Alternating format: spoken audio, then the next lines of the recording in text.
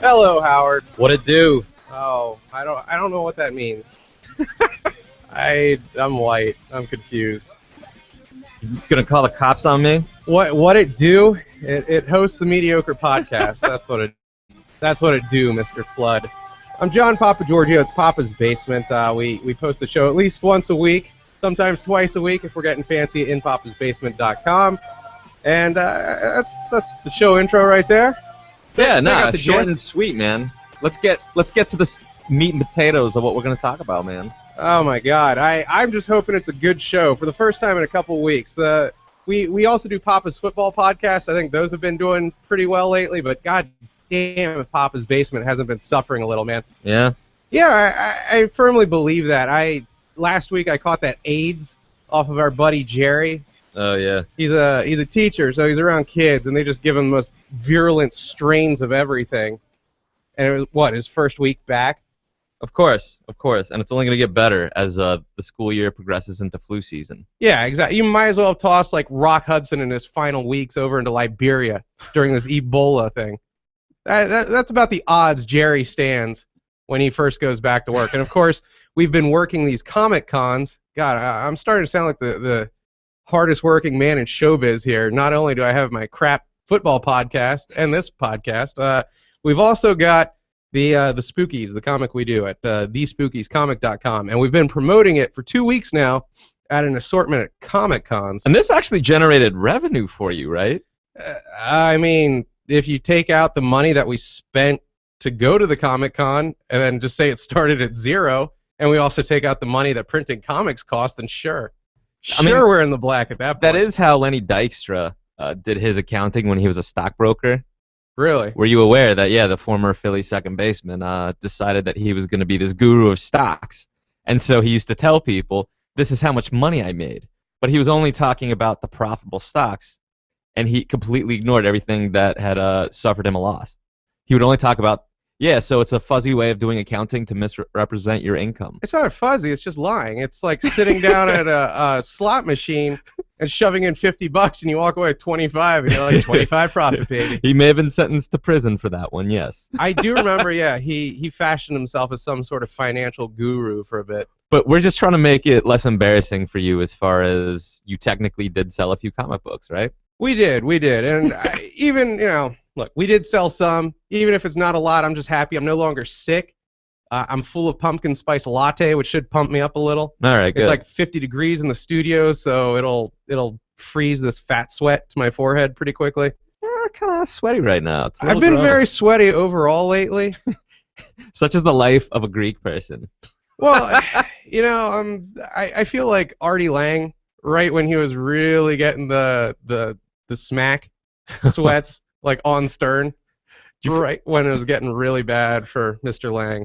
Okay, it looks kind of like you forgot to wash your hands after lunch, and there's just like a dab of olive oil that you smeared on your forehead. Nah, it's starting to get very Chris Farley-esque. I'm tracking my calories again. It needs to come down about 40, 50 pounds, and by it, I mean me. I'm just referring to myself like the livestock I am, this beast. But last week we did the Baltimore Comic Con, a very mainstream event. Yeah, if you will. I think San Diego's Comic-Con, but uglier people. There really weren't a lot of opportunities to see celebrities, which tend to be people who are, they're basically Hollywood folks who found a niche in sci-fi nerddom, even though they themselves don't seem so nerdy. Yeah, there's a lot of actresses especially, I think, that in the grand scheme of the actress world, they're like 7s, or maybe even 5s. I mean, to anyone on the normal street, they're 8 or 9. But like, for example, Starbuck. She's one I really consider. Starbuck from the relaunched Battlestar Galactica. I forget her real name. Right. But she's a broad that, in the actress world, she ain't great. But she was Starbuck on Galactica. She'll be able to tour these cons until she's 70 and make a buck taking pictures and all that crap. And people will talk about really awkward sexual things with her pretty often at these things, I feel. I'm not explicitly, but like the latent, like, oh my gosh, I fapped so much while watching the show to you. That sort of thing I think comes up often at these See, yeah, but that's not a boldness thing. That's like the borderline autism thing. Right. That is so prevalent in a lot of the comic book sci-fi world in general. Yeah, they won't try to be offensive, but it'll be like, I wrote this erotic fan fiction for Oh you, yeah. where the relationship between you and Captain Adama, which is typically characterized as patriarchal, he's your dad, you're the kid, let's just say things get clarified in a much more sexual, contemporary partners kind of way. Yeah, and she's just left there scarred, like, God damn it. Was this really worth the $40 to sign his crap? Yeah, exactly. Yeah, Baltimore Comic-Con had what? Was it Peter Mayhew? What was his name? The guy who was in the Chewbacca costume? By the way, That's it though. Joel Hodges from Mystery Science Theater 3000. Those were the only two names I recognized. I'm actually kind of sad. Joel Hodges was in Baltimore. Yeah, he was right next to Peter Mayhew. Peter believe I Mayhew was missed just that. staring into the corner like an Okay. ass. It looked like 1920 at some Oklahoma fair where it's like, oh, we've still got Sitting Bull alive. And you can go meet him. And he's just sitting there broken, his entire tribe dead. But it's like, do your rain dance, red man. You know, that sort of thing. That's what it came off as. Mayhew was just staring off like, son of a bitch. And he had, yeah, not even one bit, not even the Chewy Bandolier. Like, work with me, dude. Was there a line to see him?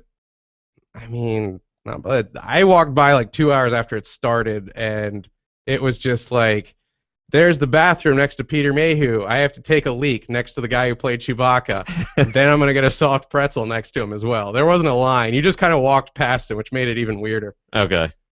But what about this small press expo then? What was the comparison with the Baltimore show? All right, so the Baltimore show, people there for Batman. They're there for, you know, their Superman. Cosplay as well, Wolverine. though. There was some Tons good of cosplay. Tons of cosplay, and it was fun because even if it's like comic chicks, who again they're like the sci-fi actresses in their world, they are the nines. Are they the sixes on the street or something? Yeah, but they're pulling their pasty asses into these garters, and I'm like, what the hell? Sure, 18th Silk Spectre I've seen today. I will also look at your black pantied ass and garters. Why not? Oops, did I drop some of my product? Please pick up, etc. Yeah, so there was a lot of just mainstream comic presence at this Baltimore Comic Con. Yes. The Small Press Expo a week later, if our comic, The Spookies, exists in the middle, where the porridge Goldilocks chose, shall we say, the comic that she chose to not read. On one end of the spectrum, you've got your Batman, your Superman. All the way on the other is the fare that you are finding for the most part at the Small Press Expo. Okay. Please notice that we fit into neither of these worlds well and sold well at neither of them. But yeah, it's like if you've got a dude with a cape and shorts over on the left, all the way on the right, it's like, here's my comic about my experiences as a transsexual, transitioning lesbian Eskimo who owns a ferret. It was that kind of vibe at the Small Press Expo, and you'd look around and just be, more than once I was just like, huh? And people might hear this and they're gonna think I'm small-minded or hateful. No hate on my part, just curiosity. Like there's a dude walking around, for example, really tall, lanky guy, and then like both days he was there, he was just in a really tiny leather miniskirt with his dick visible through the front of the leather miniskirt. And I'm like, is he kind of being a chick? Is he gay? Is he just being like rebellious? I don't really know. I'll tell you this much. At that moment, you should have known, like, I just can't compete with that. Well, dude, guy looked like he could eat everything he wanted and not gain a pound. So yes, I was jealous of his games.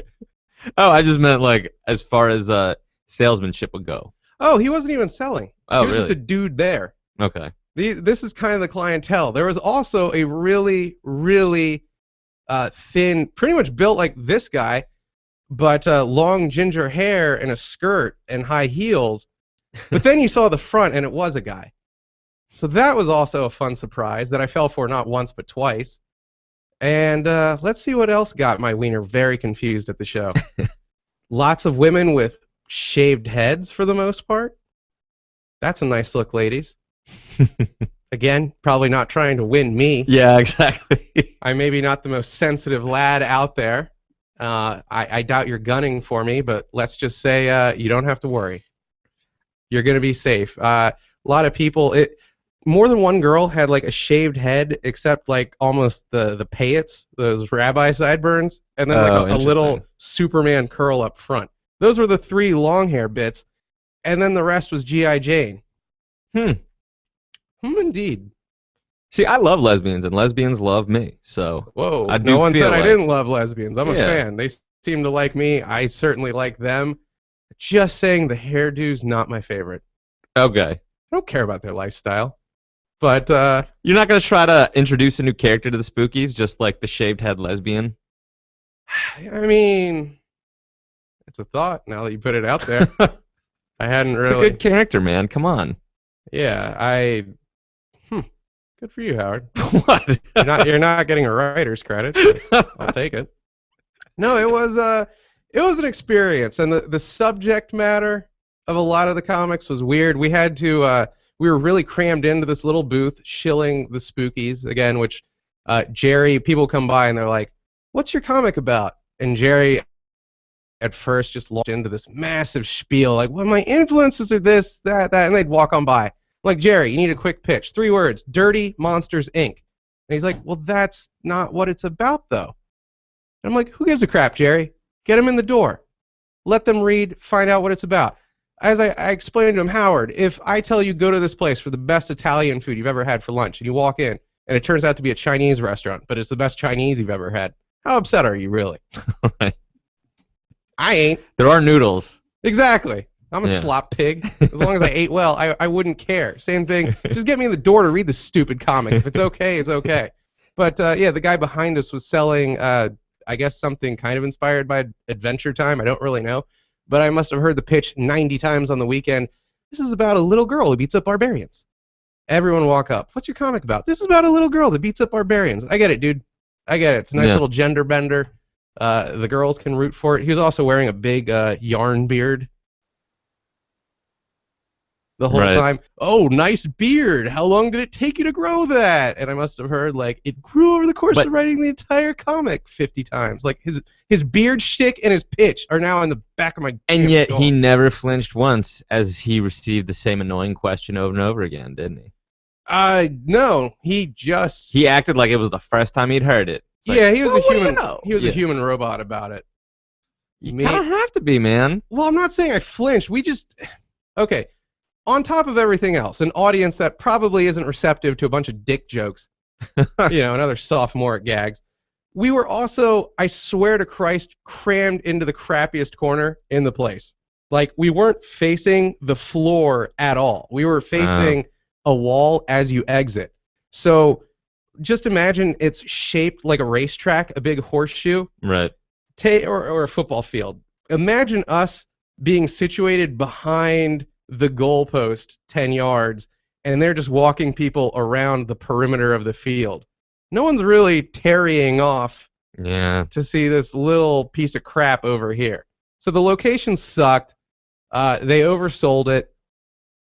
We had to, both days, get crafty to escape paying for another 15 for parking on top of the several hundred we paid for a little half table. It was a crap experience in general, man. And no sexy cosplayers, by the way. None.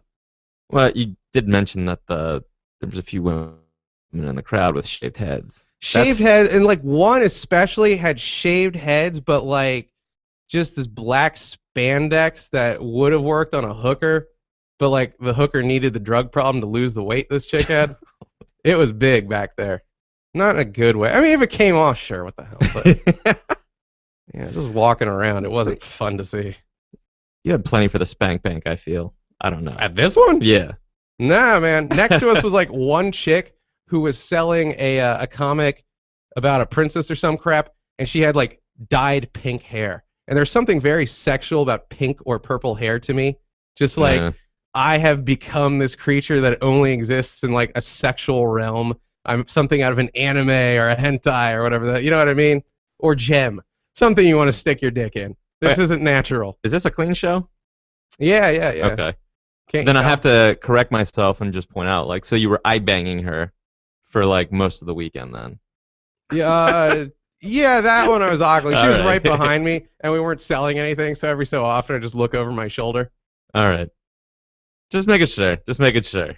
I was just like, there's no way he went the whole weekend without being a complete Spank Bank pervert. implies I'm going to get something done to her, and I probably never will, but she was All right. something to look at to pass the time. All right. But yeah, I don't think she won't pop up. I'll get home and be like, oh, it's, Bang Bros. How have you been, buddy? Yeah, it overall wasn't great. I met, was it Dr. Ivan, I believe, the guy who does comics for the Stern Show.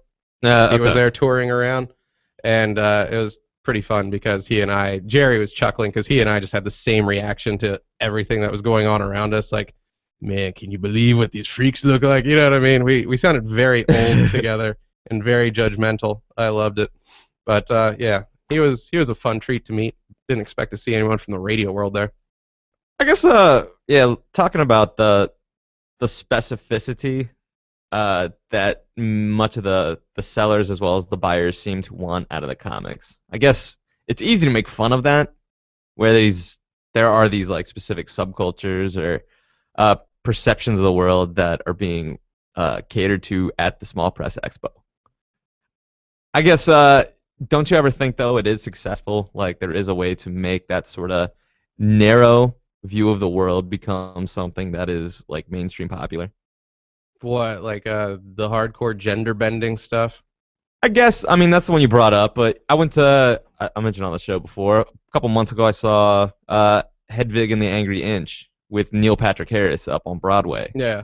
And that, to me, is absurd as far as, like, that just used to be an indie film, like a cult film, that now has won multiple Tonys. It's kind of absurd that it went from being something that, how did this movie ever get made, into, the talk of New York? It's ridiculous. And yet here you have a really bizarre story about Yeah, I know what you're saying. I think most anything can sell if you put a professional polish on it and you want it to sell. In your heart, you're making something with the intent that this is going to have mainstream appeal. Even if it has the weirdest subject matter, I tell the story in a way that flows, that the average person is going to get this flow, and the writing is going to work for the average person. You know what I mean? I think what's going on at this place is it's not only weird content, it's not particularly well-made content. I was going to go with the well-made part, because I think anything that's well-made will sell. Yeah, and you can just defend it under the aegis of, oh, it's indie, I don't have to, it doesn't have to adhere to your standards. But no matter how weird something is or offbeat, I think as long as it's well packaged, it can sell. It will find its niche. Yeah, so if I, just told you, hey, I have this story about a gay Zoroastrian singer, it's just like, that sounds way too, no. Like, if that's all you're I know talk who you're about. talking about. But I mean, it's who just you're talking about. If you're if you're the loser who's just like, this is a story where I just bring this up multiple times, that's not interesting. Where it's like, hey, I'm Freddie Mercury. Yeah. I'm just going to sing songs about my life. Everybody loves that stuff. He's like clearly one of the best rock musicians, right? I think that's just like period. You don't have to say right. I'll agree with that. You're not asking me anything controversial there. But he's a strange person, He was. He would call his cats while on tour and have them put up to the phone. It's a man after my own heart. Yeah, I was gonna say that's your favorite part, isn't it? Yeah, it's pretty fun like that. So I don't know. There's just the difference of like, I don't know if you flip through any of these comic books, and then it's just like, hey, I'm the gay Iranian superhero that like casts spider webs, and they didn't really talk much about anything else other than like, just, you can have some poorly written crap about lots of things, and supposedly we're not allowed to make fun of it because it's like, oh, we have to respect them for being different. It's like, well, I don't respect them for making a crappy comic book. How about that? Thank you. If you're going to be like a lesbian girl pop group, make good pop. Yeah. That's all I'm asking. Scissor the hell out of each other on stage. Sing into a dill. I don't care. Just make it catchy. Like Tattoo, for example. You know what I mean? God bless Tattoo. Two chicks tonguing each other on stage in schoolgirl outfits. Wait, that part would sell. Never mind. That was the worst example I could ever cite. Pretty much. But the music was great, too.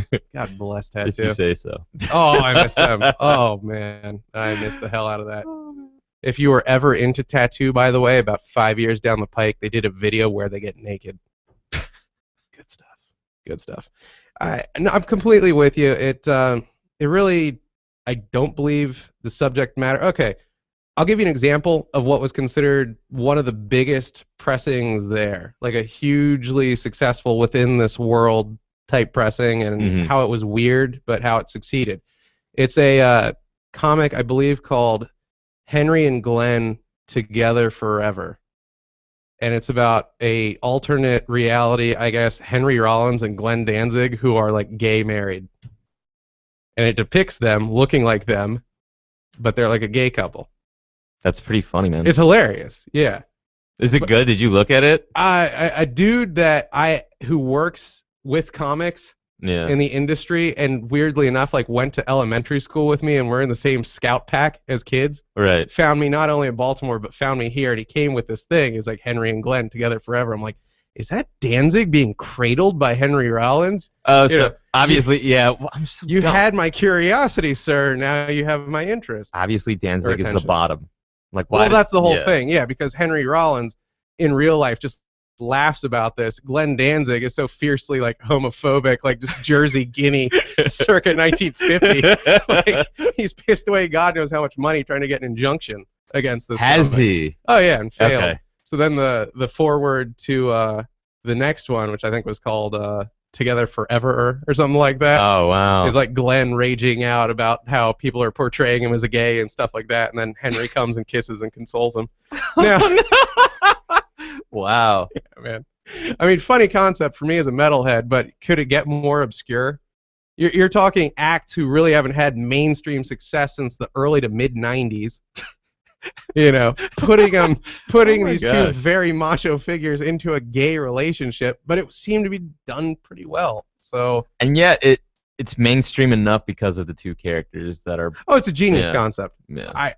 I was immediately really, really pissed that I was working with make-believe monsters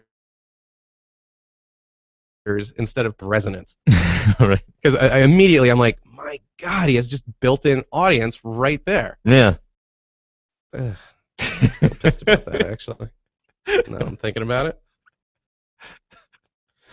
Yeah, that was my experience, though. A lot of people walking by, not buying the comic. If there's one thing I can say about the indie artist types, it's that they're poor and they're broke and cheap.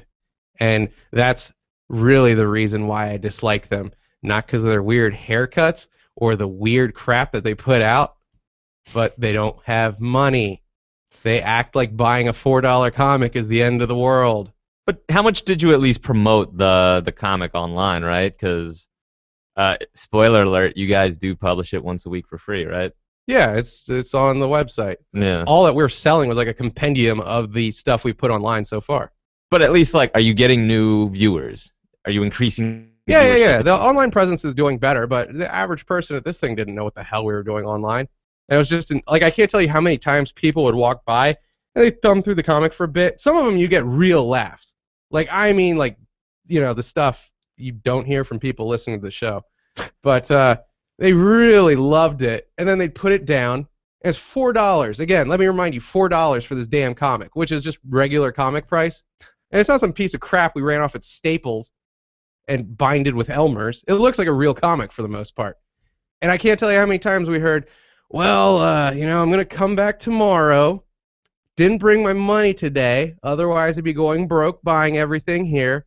Everything on sale was like $3 to $5. There was 50 tables, man. I kind of feel people on this. You're one of the stingiest people I know. I can't believe that you can't put yourself in the shoes of these folks and like really think about how much they can spend. Yeah, if it's something I love, I spend a lot. I mean, like, maybe you could cite me at a strip club where I try to keep it, you know, 100 or under. This is the equivalent, man. Like, there's only so many girls that you can visit at the Small Press Expo. There's such a transient joy to the strip club. If I could walk home with the strippers and then read them while I'm taking a crap, believe me, I'd buy every stripper in the house. For $4, it's a cost thing. Well, I just promise you, like, with respect to your experience, just because not many people came up to tip you on the poll doesn't mean they weren't looking, okay? Like, I think you guys actually did okay at this thing. All From right. what you're describing to me, I think you probably got some new viewers for the website, so. So I have to view it as a moral victory, like when the Browns lost last week. Is that a test for Josh to see if he actually listens to your regular show? No. No, I don't need my heart broken twice. Oh, man. The sales from this weekend already did it. All right. Oh, yeah, and actually we met a dude I've known from Twitter for like 5 years, Rick Snee. There, that's the Rick Snee listening test. All right. At Rick_Snee, I believe. Okay. Yeah, that was a trip. Because I looked at him, I'm like, I know you from Facebook photos, don't I? Even Rick didn't buy a comic. I gave him one. He was just attending, or he was He was attending, and then he saw that we Okay. were tweeting about it. Oh, interesting. Yeah, that was cool. I don't know. I don't know much to add. It was a bad experience. We did not sell overall. I mean, we got our name out there. Yeah. But again, to the Small Press Expo people, guess who doesn't like paying $150 for one of the worst seats in the house for a half table? More than Baltimore Comic Con cost, a much bigger event. And then getting Horde for parking on top of that. That was a treat, by the way. Bethesda. I managed to use my Hebrew powers, honorary Hebrew powers, to escape both days from actually paying, but still didn't like having to do the wriggling for it. Yeah, I gotta. But this guy wasn't a fan. That's the guy. I'm wondering if I In should this just call you recording out. Like, as a general thing, like one thing you're terrible at is marketing. Mm-hmm. And so I think this is another one of those moments where your disdain for this experience is kind of indicative of your general disdain for Well, like if I'm any spending sort of marketing. several $100s to make 20, that's not a hate for marketing. That's math. I mean, make an event, for God's sake, that manages to sell something. I don't think anyone had a kill in there. Yeah, but that's the problem with marketing. The one thing that actually helps the big Hollywood studios to get any of their crappy movies out into the ether so that people can hopefully watch these horrible movies. And for the most part, a lot of them don't make money. But even to come close to breaking even, they spend millions upon millions to market horrible, horrible films. So the reality is, like, you do end up with most of these projects not making money. That's kind of what's nice about having the deep pockets of Hollywood behind you. That's not where you're at right now. And so you're still facing the same problem they have, though, which is, like, people really don't care. And so it's really hard to convince them otherwise. I guess I'm learning that. Yeah. But, okay, on top of people not caring, the staff itself, like, I can bitch about where they shoved me. I can bitch about the hotel trying to whore you on top of the money they already got out of you. But the staff itself, very unknowledgeable. I can't tell you how many times it was like, hey, is there free Wi-Fi here? Is there a password to it? I don't know. Maybe. So never going. Can we get parking validated? Maybe. Like, what the F are they paying you for, dude? To wear your dumb little badge that says staff? Is it to be hip? You know, is it cool to not know the answer to a goddamn thing? They probably were just staffers that got one free day of attendance for 1 day of working. Basically. It was maddening, man. Yeah. It was maddening. I am so happy that I cut out day 2, got to watch Seattle eat balls to San Diego, just eat a plate of nachos and drink beer. Like, it made me want to be just stereotypical dude. Like, you know me, I enjoy just video games, petting a cat, things of this nature. Not exactly the most masculine. I did 8 hours in this place. I tore out to the nearest sports bar I could find. Just double-fisted drinks. Ate red meat. Stared at the waitress's tits. Oh yeah. Yeah. Oh yeah. Nice little Latin number.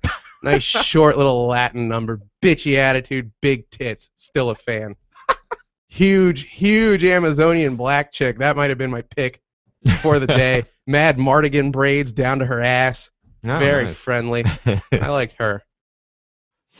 Oh yeah. That butched up my weekend. That evened the keel. So you guys talked about going back to any of these things. Are you down for the future of Comic-Con and other events? I'll take it on the chin for all of them for one more year. But it was Okay. a worthless experience. I'm telling you now, unless the emails pour in and people 2 weeks after the fact are like, I read your stuff. Because a lot of people were like, here's my even crappier comic than yours. Can we swap? Can we barter? I'm like, what is this? Am I trading beaver pelts for a hatchet head? Is this the 1840s in the Yukon? What? Oh God, the poor. I will say this: I don't think you know how to play the game. Maybe Jerry was more. He was much more receptive. Even he will tell you the game sucked. Yeah, it's one of those things though where I think the people who are most likely to help you in that scenario are going to be the ones who also paid for a table, and we're not doing so well in the sales market. So I think when it comes to promoting, like looking for other artists to help, I mean, you guys need each other. So yeah, it's just a bunch of broke people with no traction networking. God, it's like podcasting all over again. Yeah. Ugh, son of a bitch. I just want to talk football. I just want to get done with this and go to the football show. There's so much good football this weekend. I guess the Ray Rice story, though, was kind of the tip of the iceberg when it came to, like, interesting non-football on-field football stories. I said football a lot. Yeah, I mean, that one's still ongoing. They have a couple appeals now ongoing for what's going to happen to his indefinite suspension and whether the Ravens were really allowed to just cut him the way they did. Well, that story broke, what, Monday? Last week, yeah. Yeah, last Monday. And then Saturday night, as I'm driving home, or no, I think it was Friday night, as I'm driving home from a job, I'm reading Pro Football Talk again because I'm a safe driver. And then Adrian Peterson goes up on felony child abuse charges. Which is absurd. I think really instead of talking NFL, it's just I realize he might have hit his kid too hard, and that might be something that is worth prosecuting. And yet, like, there is a concern that when it comes to corporal punishment, we as a country are now going to imprison parents who use it. Well, it's a little nuts. First of all, I don't really know what you expected out of Adrian Peterson. It reminds me of, who is it, like Uncle Phil? Or who was it they got from Duck Dynasty? Who's like really Christian guy. And then it's like, how do you feel about gay marriage? What do you think he was going to say? Exactly. Same thing. Adrian Peterson is Christian as F. Do you really think he was sparing the rod and spoiling the child? And of course, I love it that they're going on and on about, like, yes, there were, I guess, lash marks across the child's scrotum. Like what? Like he spread his legs and then used it like a speed bag? Nah, he took a switch or some crap. See, he even made the kid get a switch. This sounds like a beating circa 1915. That's what I was going to say. I went to college in Texas. One of my roommates told me stories about his grandfather sending his mom out into a field to grab. This is so G. Yeah. This is a white lady. She used to, when she was a little kid, have to grab a stick that had fallen underneath like a particular tree in their yard, and she would have to make her own switch so her dad could beat her ass. So she just had to sit there stripping off the leaves so that he could like take it and whack. Not have any wind resistance on the bitch. Yeah. It's a classic form of Texas corporal punishment. Yeah, and he's from Texas, as I recall, right? Yeah. And so is Bob G3. Wrong color though. He of the crappy. Yes, this is true. He of the crappy ankle. But they're very, very Christian when they are Christian down there. We're not talking Austinites, Austinians, whatever the hell they're called. Those freaks that were all over my Comic-Con, I'm guessing, this weekend. Yeah, man. So you're really shocked this guy managed to do a little damage to a kid? What I'm hoping for the United States being as much of a football crazy country as we are, we can actually have a broader discussion as the United States, American society, about corporal punishment. Where does it stand? Because what do you think of it? I mean, what is your position? Dude, I had the hell whipped out of me as a kid. Like, no exaggeration. Nothing to the face. That was kind of the rule. Nothing to the face, nothing to the ball sack. Did Adrian Peterson really get a hold of this kid's nutsack? Is that true, or were you exaggerating? I'm guessing that, like... I heard it was just marks on the ass. That's what I thought it was. Marks on the scrot as well. Ooh. But the kid's probably, like, kicking and screaming, moving his legs. Yeah. Like, I don't think he sought the kid's scrot. He's half Adrian Peterson. He's probably got balls like my head at age 6. Did the kid have to go to the hospital? Was it that bad? How did this even... I think the mom took him there. Okay. I'm guessing it's like Adrian loves to shoot a load in deep and probably like isn't raised, is giving X amount of dollars to the kid's mom a month. And of course, because she's a do-nothing slut who just got banged by Adrian Peterson and took his jisms, then, she's like, hey, I can get even more money doing this. Which, joke's on you, honey. He's a running back. He's not an infinite meal ticket. He's got like 2 more years. You couldn't have brought this up when he's 31? When he's playing for the Jets? I don't think this is a way to get money, man. That's like sending your meal ticket to grand jury indictment. That's not how it's done. Maybe he pissed her off then. You know what? I'm not exactly going to accuse her of being the most Machiavellian of opponents here. You take a kid to the ER and there's evidence of abuse, they do have to call the cops in most states. If they're just like, I got to call the cops. Okay, I look at abuse for a kid, John Bender showing his arm off, the little cigar mark. You know what I mean? You get hit by a switch. Look, we're moving past it as a country for the most part, but there's a lot of the country where it's still, that flies, man. Would I, like, if I have kids, would I beat them? Probably not, but, like, I'm like Jigsaw from, like, I want to come up with weird tortures for my kids. Like, if I actually just smack my kid, to me, that'll be like having failed messing with their heads on a deeper level. Yeah. I think the fear that you could bring physical harm to them is what's important. It's not the actual, like, because once you hit them, well, that's over. Well, you can't hit him again at that point. Exactly. All you can do is hit him harder. Yeah. And that's probably what happened to Adrian Peterson. What I heard, though, is it was a response to the kid who got his ass whacked hitting his other sibling. So this was exactly. He's beaten, and it, to everyone's like, well, Adrian Peterson, how could you beat a little kid? Well, again, if this kid's half Adrian Peterson at age 6, he could probably dunk on me. You know what I mean? He can probably preacher curl 95 pounds. So I'm sure if he was beating a younger sibling, he was really beating the holy hell out of him. So yeah, maybe Adrian Peterson was just like, oh, let's see how you like it. Whack, whack, whack. Yeah.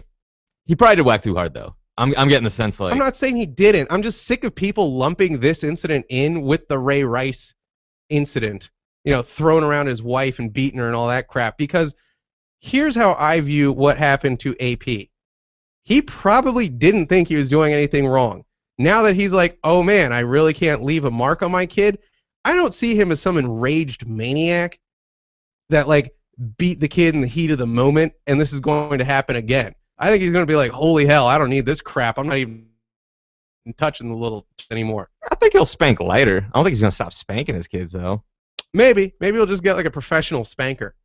You know what I mean? Someone who will calibrate the switch just right. I'll say this about, like, I don't think Adrian Peterson needs a switch. He is an NFL running back. Just, like, bare hand, man. Come on. Like, in the future. Superman just go on the kid's ass, blow on it, and probably leave a bruise like a softball. But, I mean, like, there are people in this country who will call the cops if they see a kid getting spanked in public. That's where we are right now. Oh, yeah. So, I don't know, like, it's going to be responded to in the public because there really are people going to be like, I will never watch the NFL for upholding his right to spank a kid. No, F that, man. What he did, if it gets corrected and the kid's fine, the kid can shoot a load when he's pubescent, that's all good. Like, Ray Rice and Greg Hardy, I think, is that the dude for the Panthers that was shoving a broad around? Like, those are dudes that got issues. And I think what gets to me about the punishment for the wife beaters and the girlfriend beaters, that's really kind of it's almost like being an alcoholic. You have to enter a treatment program really for life. Yeah. I hate how it's like, oh, you completed your 8 hours.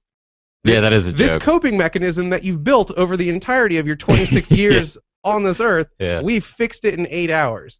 No, man, that's a lifelong battle where he's going to have to, A, learn what he did wrong, and then B, get constant reminders every time he gets stressed and wants to lapse into what he did, that it's not cool, these are the consequences, you got to fight it, man.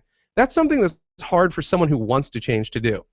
These guys just got caught, and they're like, F it, just do whatever it takes to get me back on that field, man. That's how it feels, yeah. Yeah. But yeah, the whole AP thing really got me pissed. Silence. Well, are we just having a staring contest now? Yeah, I wanted to leave it at that. See what happened. Oh, well, you're welcome. Yeah, no, that was it. That was my side of this little saga. Have you heard about what's her name? Oh, I don't have it written down. It's over here. the Django Unchained actress Danielle Watts and what happened to her over the weekend. I did hear the recording of her interaction with police. It was ludicrous. See, I didn't hear the recording, so we're going to have to Gene Wilder and I'm forgetting the really famous black comedian's name, Richard Pryor. There we go. We're gonna have to hear no evil, see no evil our way through this, because I just remember the pictures of her getting arrested and like just going like a kid who dropped his ice cream cone, just like like mouth open, drool hanging out the corner, with a white cop cuffing her.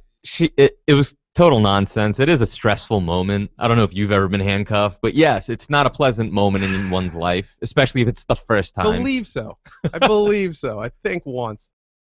You would remember. Get out of here. No, I'm trying to remember. The one time I got caught stealing magic cards from KB Toys, or no, K&K Toys. I'm trying to remember if you were bracelets detained, went on. But yeah, I think I was just detained. I do not think I was cuffed. Okay. And I've never been cuffed like in a fun sex way either. You have to watch out for that, by the way, because if you lose the key, that's really embarrassing when you have to call the fire department. Just get some bolt cutters. Throw a dick. That's Papa's tip of the day to all you kinkies out there. Don't call the firefighters. Get a $20 pair of bolt cutters from Home Depot. Get you out in a pinch. So this chick, Danielle Watts, black broad, she got a white boyfriend, and the story was on the CBS lot out in sunny Los Angeles that she was, I think they just said, according to the mainstream story, she was just kissing the dude, something along those lines. Cops were called. She was detained because, again, the logic goes, she was identified. They thought she was a prostitute. She had to be, because she was a black chick with a white guy. Yeah, that's not cool. Well, if that's the case, yeah, it's horrible. You think I'm championing that?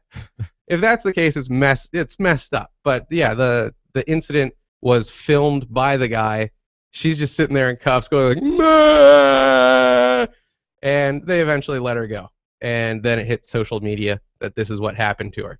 Now, this is all I'm going to put out there before I let you tell me what was said in the clip, because I didn't listen again.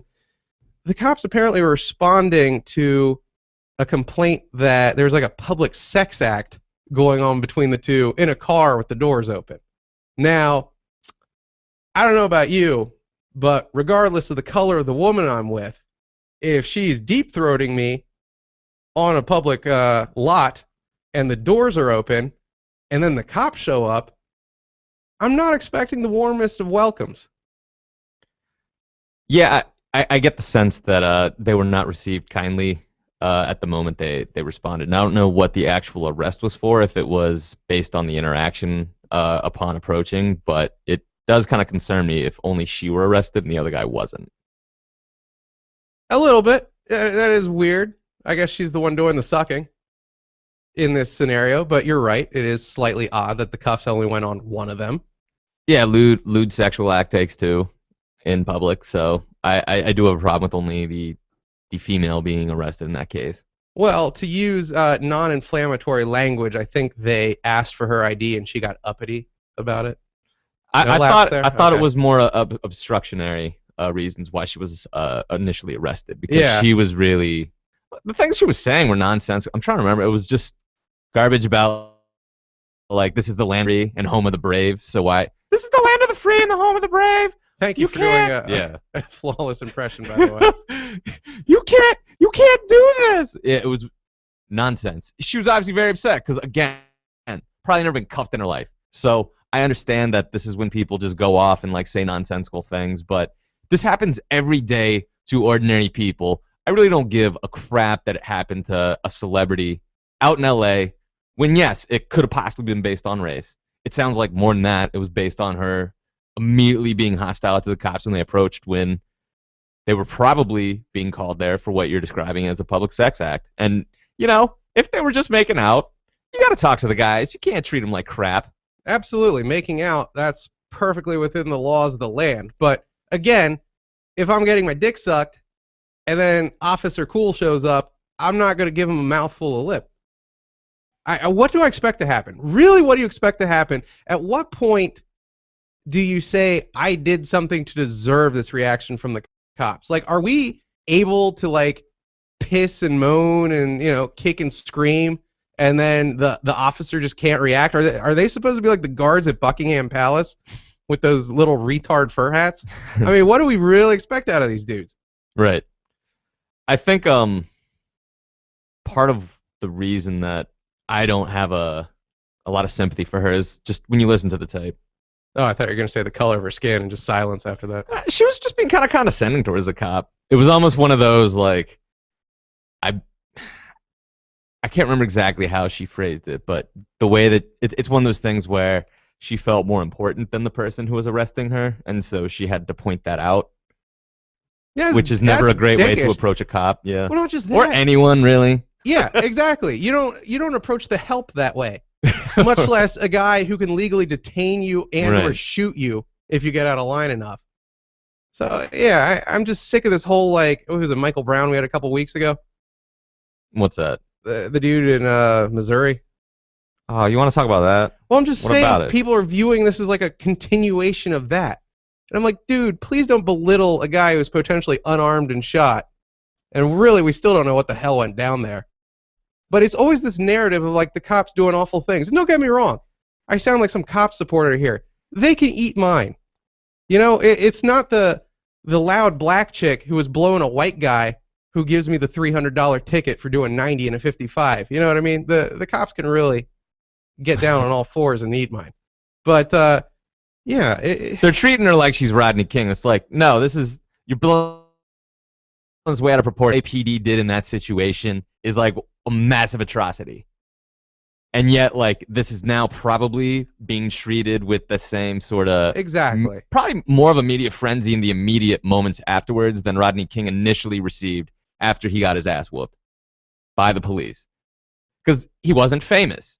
Just another black guy pulled over on the side of the street was the way that he probably was I'm also pissed received the that next this day. girl's getting lumped into the famous category, by the way. I think she was like, what, Coco in Django Unchained or something? I don't even remember who she was. Was she the house broad? I haven't even seen that movie, man. Yeah. Wait till it's on HBO. All Put it right. that way. I think she was like the hot house broad. Like Leo had this one chick who was the house N-bomb, All right. shall we say, and he dressed her up in little outfits and crap like that. Right. And you know, she was just like, mm-hmm, and thought she was better than all the other slaves. Right.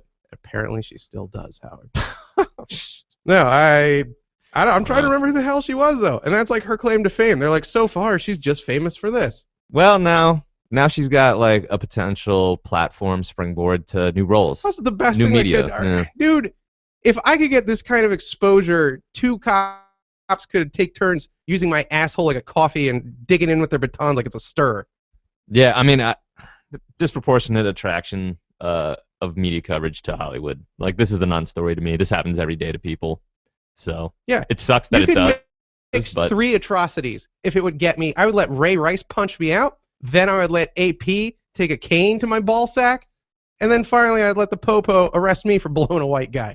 If I could get the pub that this has generated for these fine folks. just, yeah, I'm not going to defend LAPD. Like, it does sound like there are some issues with this. If she's the only one getting arrested, I don't think they really thought of the situation. They're probably figuring they're teaching her a lesson, which I'd like police to, you know, have a better way of dealing with people who are miscreants or just disrespectful. There's got to be a better way, I feel.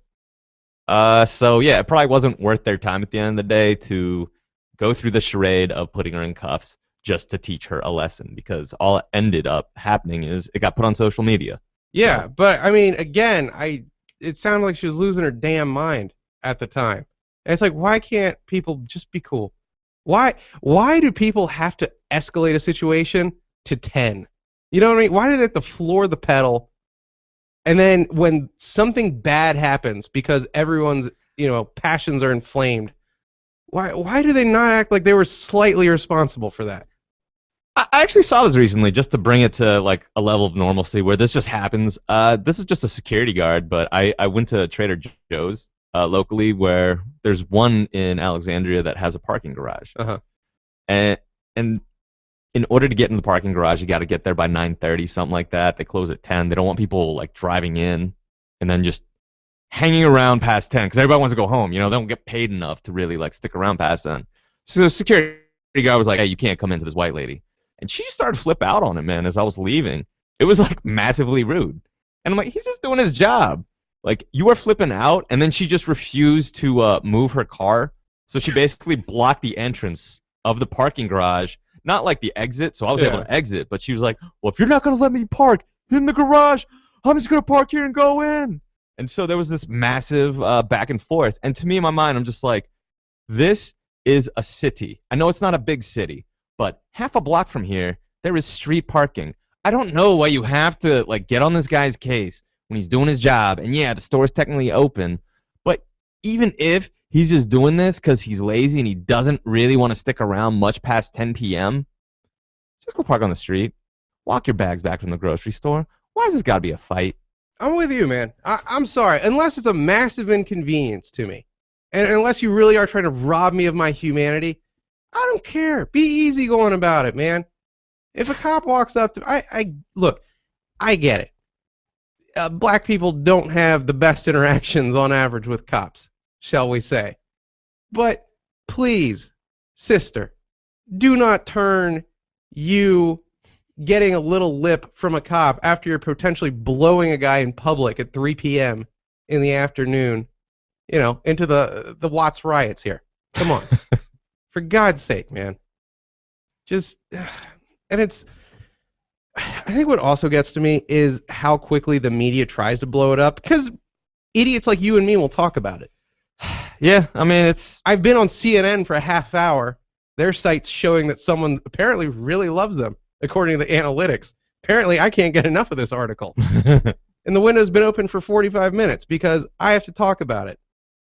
Because it's what people want to talk about, and it's on the tip of everyone's lips. But it's a non-story, man. And then a lot of people on the other side of things want to act like the media is just still so racist, even though I feel on average, and trust me, I don't watch Fox. I think Fox is biased crap. But you can't say that CNN really isn't going out of its way to present one side of the story. You know what I mean? Like, especially, again, going back to what happened in Missouri a couple of weeks ago.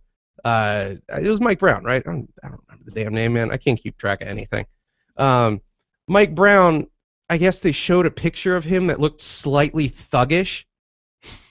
And so, a lot of black teens then started posting on social media, like, which photo would you use? And it was like them wearing street clothes versus them like in their Sunday finest.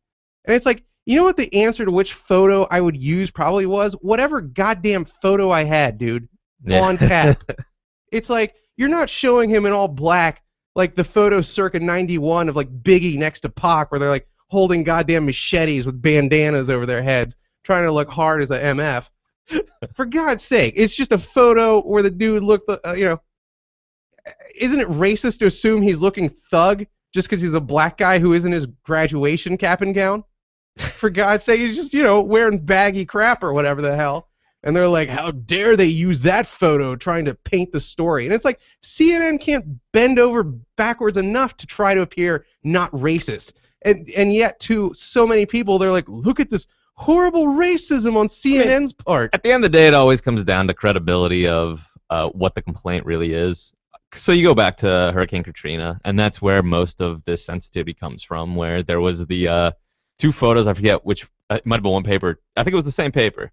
Don't remember which one, but they showed people in New Orleans who are looting of like a darker skin tone, and then like white residents of the same city stealing from stores, and it not being labeled as stealing but surviving. Yeah, not to sound racist, I'm gonna go with the white looters being a little more organized about it. Maybe fewer TVs were in the mix. It's just, but to refer to it as looting in one case and not looting as the other. I am going for a dickish joke. Obviously, It's the same thing. You're stealing from a store. So that's the legitimate origin of this fear. Now, does it apply to every situation that it's like, well, why has he got to look like that? Because I actually saw a graduation picture of the kid, and Michael Brown was trying to look kind of hard in his cap and gown, which it was honestly a funny picture. I'm actually very sad about what happened to him, and yet, like, I had a little bit of a chuckle when I saw his graduation photo, because it's like, wow, like, he really didn't like smiling in photos. Like, that was his thing senior year of high school. This is a horrible story, because I remember when I was senior year of high school, I just had weird things I liked. And for him, it appeared like not smiling, but trying to look hard, even wearing situation. That was here. me up through age 25 in photos. Put on your Metallica t-shirt, scowl. Ta-da. So yeah, I mean, yeah, you're gonna be hard pressed to find any pictures of that kid smiling, from what I gathered. It's just going back to credibility though with this girl. Like, I don't know. Yeah, some of it does seem a little suspicious on the side of LAPD, but it just sounds like how cops normally treat people who, really, if they'd just been like, "Might be, I will try not to make out in this spot again. I'm gonna move on now." They usually let you go. If you're like, "Oh, I have a right to be here. It is my Yes. constitutional right to do whatever I want whenever I want." Oh God, is that the bullet train to pissing off a piglet? Yeah, the Constitution, bam, right there. That's the moment where it's like, I understand the temptation for cops in that situation to throw on some cuffs. I will admit that. It's just like, I really just want to humiliate this person a little bit. Exactly. My coffee this morning tasted like crap. I've got a hemorrhoid now. Oh, that's my favorite part of the video, man. I'm sorry, the audio. The part of the audio I heard is maybe part of this all just came down to the two cops were on their way to get coffee when they stopped them. No kidding. Yeah, so she really did interfere with the morning coffee, I believe, or afternoon coffee. That'll do it. Don't mess with a cop's coffee break, man. All right, Howard, we can wrap this thing up. They want to get a hold of us on Twitter. I am John Papagiorgio, and it's at Papa's Basement. Howard, for you, it's at What the F in Heezy. They can look that up. They can tweet me the easy handle if they want to get a hold of you. Show again is Papa's Basement. InPapasBasement.com is the show's website. If you do the podcast subscription thing, and we encourage you to do so, InPapasBasement.com/iTunes to subscribe using, you guessed it, iTunes. Give us a nice rating there. And if you do Stitcher, which is more for the Droid users, InPapasBasement.com/Stitcher. Again, same rules for iTunes. Subscribe, give us a good rating. All that. Last but not least, we have pfpod.com, our football show. Recording that one coming up next. And if you're into comics, thespookiescomic.com. It's like Monsters, Inc., but dirty.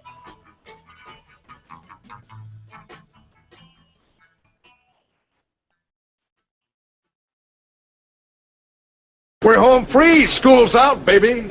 Good show? Nothing to talk about, nothing to critique. Great show, great guests tomorrow. You go home, have a glass of wine, whack off. I'll see you tomorrow. That's the post-show critique? Yeah, you're the best. It's my time to go. I successfully burned all my bridges. Nobody loves me, and I don't love nobody. Then